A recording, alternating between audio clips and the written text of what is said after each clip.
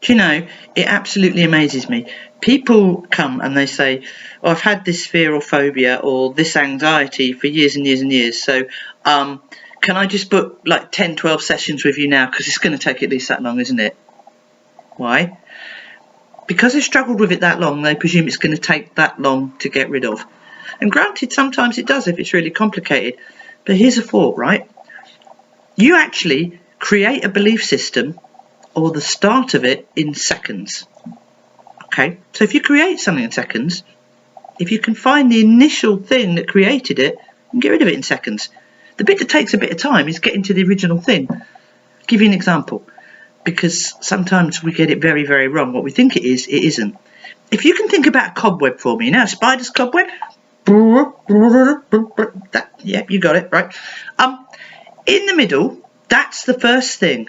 That's the thing we're looking for, but it takes a bit of getting to, because certainly as we're older, these cobwebs get quite big with lots of bits added on. Let me talk you through this. I apparently have a fear of snakes. Do I? Well, I do now, but let me talk you through what really happened. When I was about 5 years old, I was fishing with my dad, and I slipped down the riverbank and I fell in the water.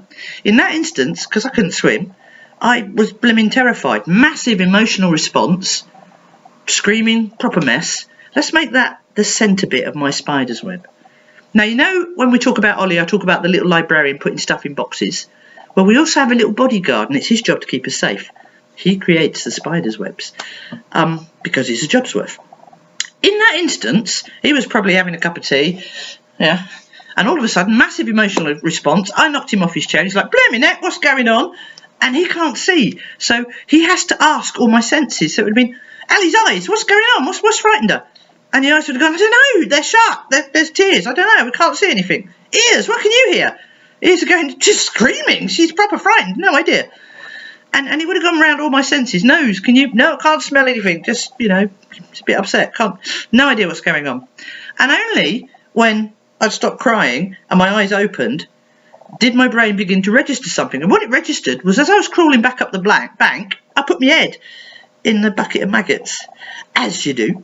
So in that instance, because bodyguard has to make sense of it so he can keep me away from it in future, he went, maggots, Ali's afraid of maggots.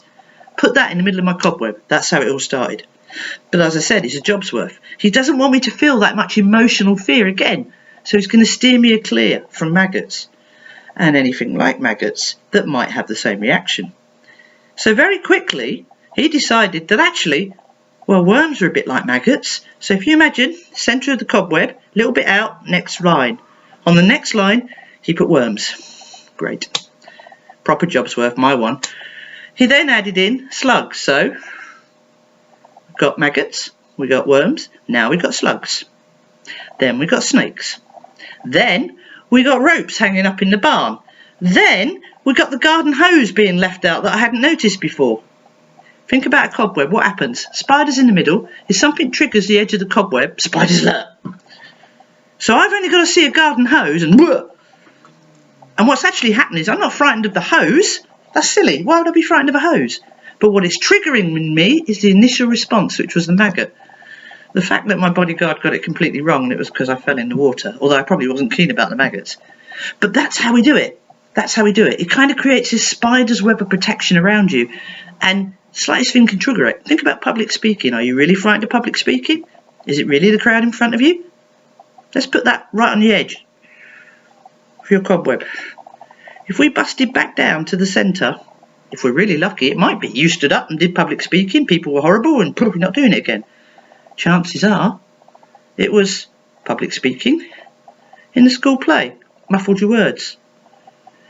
Party at home when you were little. You got to say happy birthday to Grandad and you got it wrong and everybody laughed at you. It could be anything that triggered a negative emotional response that made you feel uncomfortable. And your little bodyguard will build this cobweb. Slightest little twitch on the outside, no matter how separate it is from the initial thing. I fell in the water.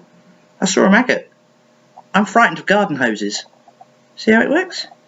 How do we break it down? Quite literally, by explaining that and taking it back to the initial event. How do we get from the maggot to the water? That's another clever thing that Ollie does. Teach you that one another day. Something about cobwebs, guys. Are you really frightened of what you think you are? Doubt it.